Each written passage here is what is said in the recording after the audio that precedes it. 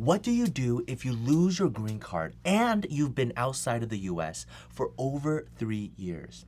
Today's success story is about how my team and I went to Mexico, met the client, and begged the CBP officer at the border to let him in and explain the whole situation. We got the waiver, and thankfully, everything is okay.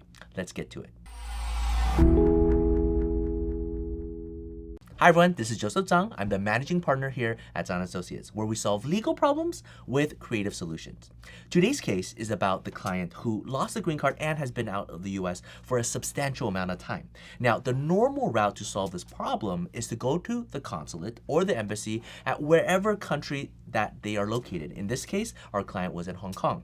The problem is, if you go to the consulate or the embassy, you have to schedule an SB1 visa. And because he lost his green card and because he's been out of the US for 3 years, it is a substantially difficult case to get approved.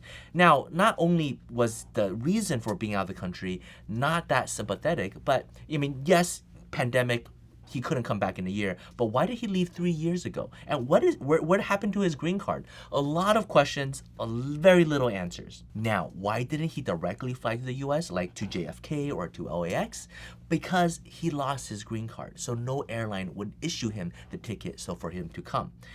He couldn't get a CBP officer to write a letter explaining to the airline that he's permissible.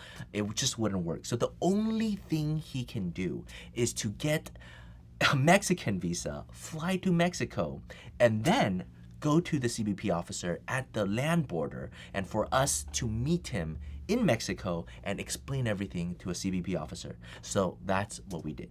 So for this case, we pulled out all the big guns. We talked about how he got his green card in the first place and how he's been in the US, educated at an elite high school, elite college, his transcripts, his major, how he worked here, but because of a sympathetic reason, he had to leave for 3 years and he lost his green card. He couldn't come back no matter how hard he tried. Look, all the different ways that he tried to contact different attorneys to help him, and finally, this is his only option. And we explained the consequences of denial. He loses green card, he can't get his SB1, and he has to be quarantined on another trip back. It's very, very sympathetic. The officer was a very good listener, listened to everything, asked all the right questions. We had all the documentation prepared, and once everything was explained, the officer filed everything and granted the waiver, paid the fee, and we were able to take our client across the border back into the US. The expression on his face was priceless. When we crossed the border, he was just so happy.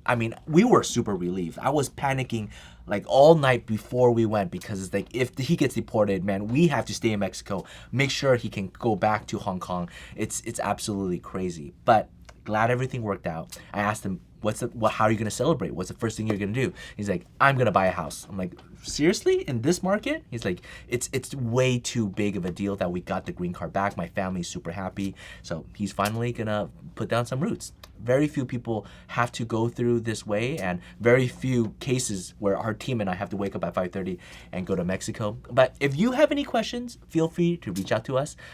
It was happy to share this story with you. Take care. Bye-bye.